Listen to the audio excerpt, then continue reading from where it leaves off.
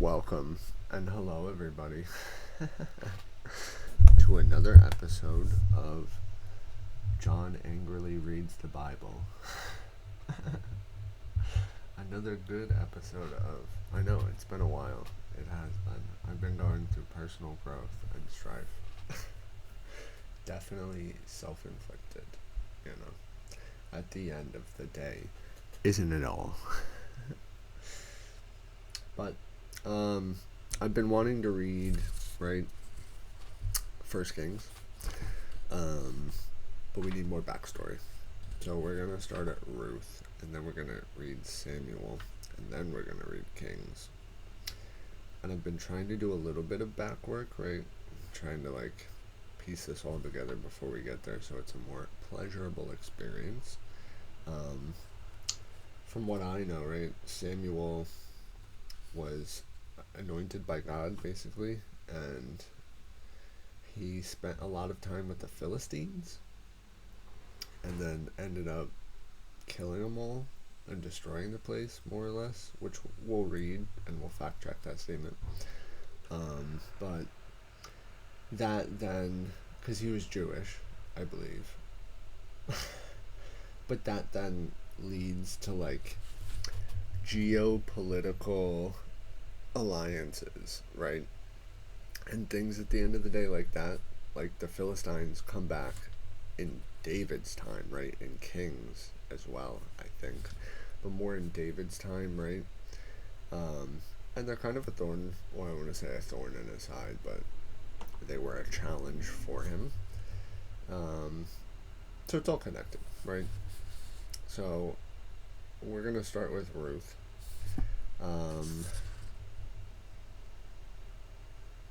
As far as I know, right, this is the quest for some widows to find some husbands, which is a noble quest. So the book of Ruth. Elimelech's family goes to Moab. Now it came to pass in the days when the judges ruled. Judges was the previous book in the Bible. That there was a famine in the land. Right, they didn't know how to grow food. Well, we don't know how to grow food properly now, but they didn't do good this year. People were lazy. And a certain man of Bethlehem, Judah, went to dwell in the country of Moab, he and his wife and his 2 sons. The name of this man was Elimelech, and the name of his wife was Noaimi, and the names of his 2 sons were Mahlon and Chilion. Ephrates of Bethlehem, Judah. Ephrathites? Is that just exclaiming what they were? Ephrathites of Bethlehem, Judah. And they went to the country of Moab and remained there. Then Elimelech, Naomi's husband, died. Sad. Of famine, probably, for providing for his family, hopefully. And she was left, and her 2 sons. Now they took wives of the women of Moab. The name of the one was Orpah, and the name of the other Ruth. And they dwelt there about 10 years. So that's the entrance of the main character. That's pretty cool. So Ruth was married to one of Naomi's sons. Right?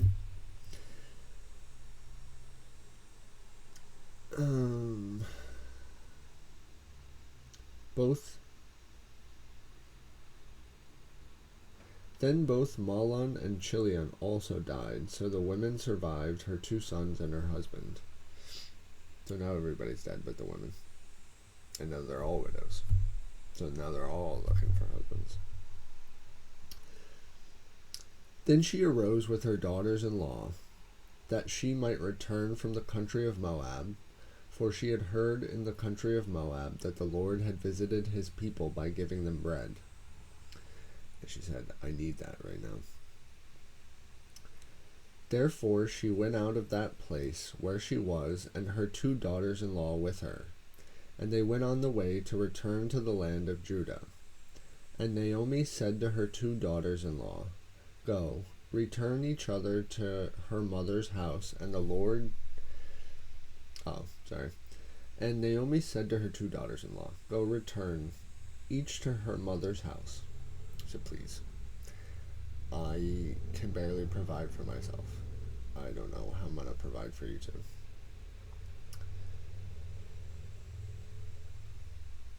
The Lord will deal kindly with you, as you have dwelt with the dead and with me, our dead husbands.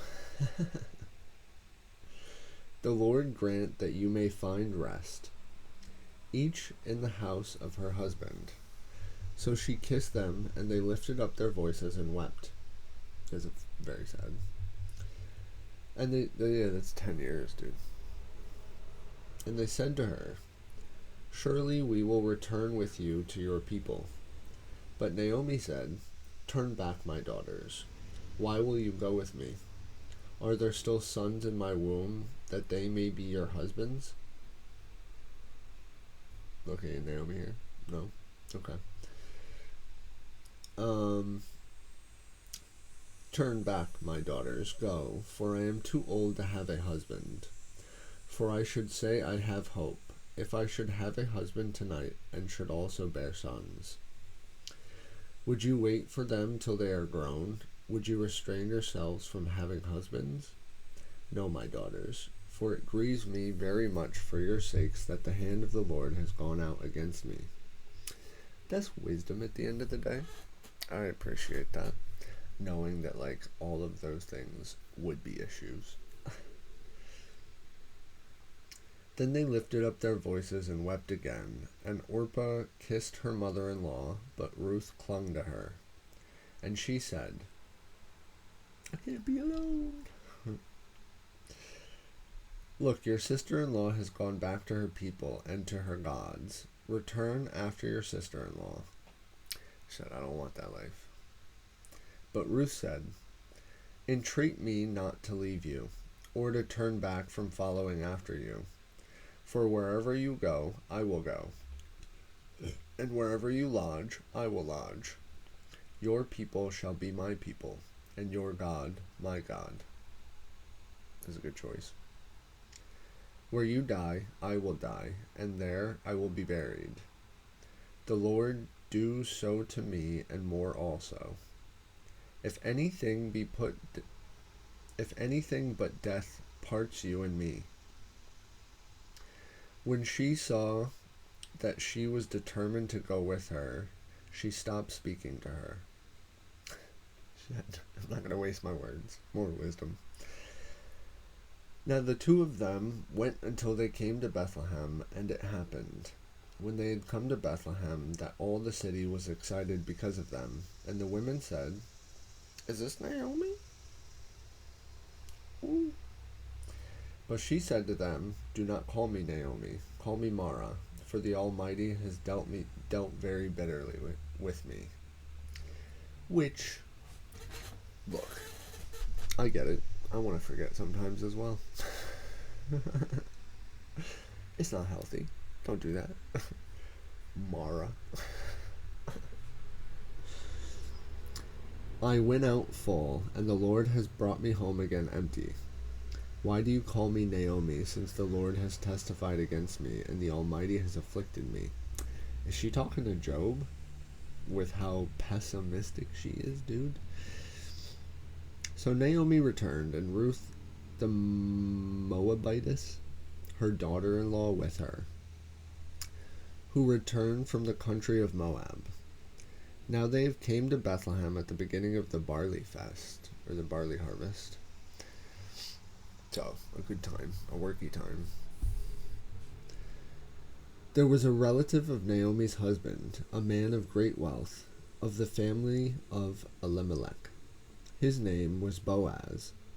So Ruth the Moabitess said to Naomi, Please let me go to the field and glean heads of grain after him in whose sight I may find favor. And she said to her, "Go, my daughter, do what you gotta do." Then she left and went and gleaned in the field after the reapers, and she happened to come to the part of the field belonging to Boaz, who was of the family of Elimelech. Now behold, Boaz came from Bethlehem and said to the reapers, "The Lord be with you." And they answered him, "The Lord bless you." Then Boaz said to the servant who was in charge of the reapers, "Whose young woman is this?" Whose woman is this? So the servant who was in charge of the reapers answered and said, "It is the young Moabite woman who came back with Naomi from the country of Moab." If Naomi was there to hear it, she'd be like, "You should call me Mara, mother." And she said, "Please let me glean and gather after the reapers among the sheaves." So she came and has continued from morning until now, though she rested a little in the house. Then Boaz said to Ruth, he walked up to her, "You will listen, my daughter, will you not? Do not go to glean in another field, nor go from here, but stay close by my young women." He said, "Stay close." Let your eyes bright, but as a man, though, right, you need to be in a position to say that. Right? You have to own the field. Do all the work right before. Yeah. Let your eyes be on the field which they reap, and go after them.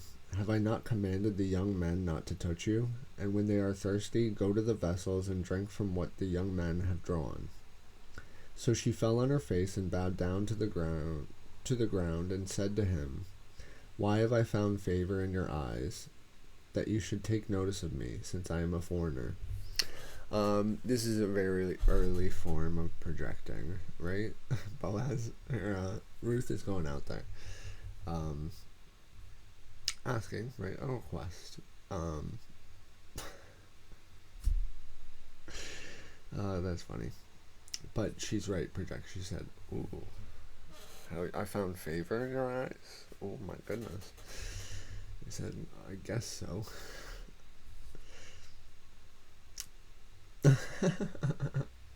And this is what you say. And Boaz answered and said to her, they already explained it to me, "It has been fully reported to me, all that you have done for your mother-in-law since the death of your husband, and how you have left your father and your mother and the land of your birth, and have come to the people whom you did not know before. The Lord repay your work, and a full reward be given you by the Lord God of Israel, under whose wings you have come for refuge." Then she said, "Let me find favor in your sight, my lord, for you have comforted me and have spoken kindly to your maidservant, though I am not like one of your maidservants." Now Boaz said to her at mealtime, "Come here and eat of the bread, and dip your piece in the vinegar." So she sat beside the reapers, and he passed parched grain to her, and she ate and was satisfied, and kept some back for Naomi. And when she rose up to glean, Boaz commanded his young man, saying, "Let her glean even among the sheaves, and do not reproach her. Also let grain from the bundles fall purposely for her. Leave it that she may glean, and do not rebuke her." He said, "Think about her, dude." Wow. So she gleaned in the field until evening, and beat out what she had gleaned, and it was about a puff of barley, so like a day's worth. When she took it up and went into the city, and her mother-in-law saw what she had gleaned, so she brought out and gave to her what she had kept back after she had been satisfied. And her mother-in-law said to her, "Where you been, girl? Where have you gleaned today? And where did you work? Blessed be the one who took notice of you." So she told her mother-in-law with whom she had worked, and said, "The man's name with whom I work today is Boaz." And when Naomi said to her daughter-in-law, "Blessed be he of the Lord, who has not forsaken his kindness to the living and the dead. And Naomi said to her, This man is a relation of ours, one of our close relatives. Ruth the Moabitess said, He has also said to me, You shall stay close by my men until they have finished all my harvest. And Naomi said to Ruth her daughter-in-law, It is good, my daughter, that you go out with his young women, and the people do not meet you in any other field. Right. You better, yeah.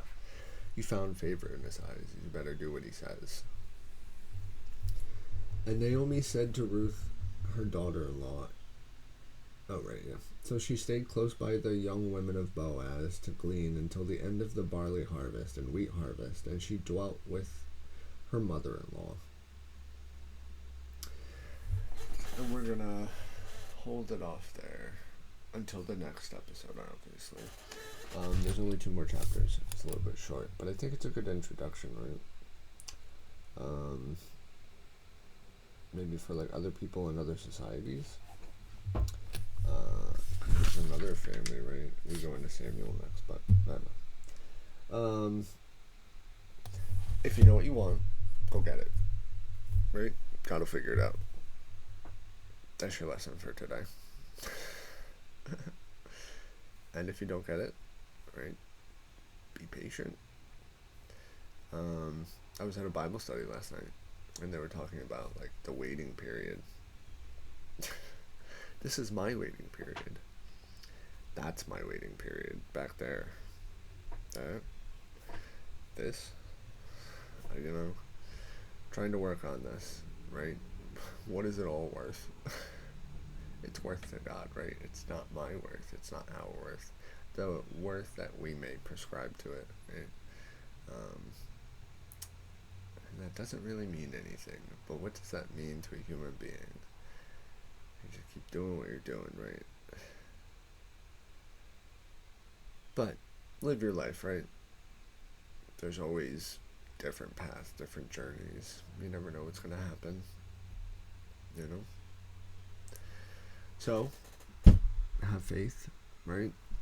Have the faith of Ruth to stay with Naomi in a land that she didn't know. And find some peace. God bless.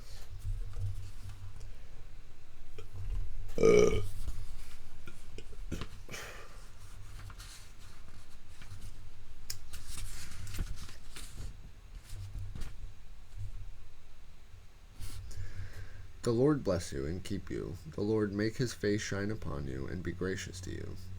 The Lord lift up his countenance upon you and give you peace. That's the blessing I give to you, my children. Alright, have a good day. Stay out of trouble. Mark.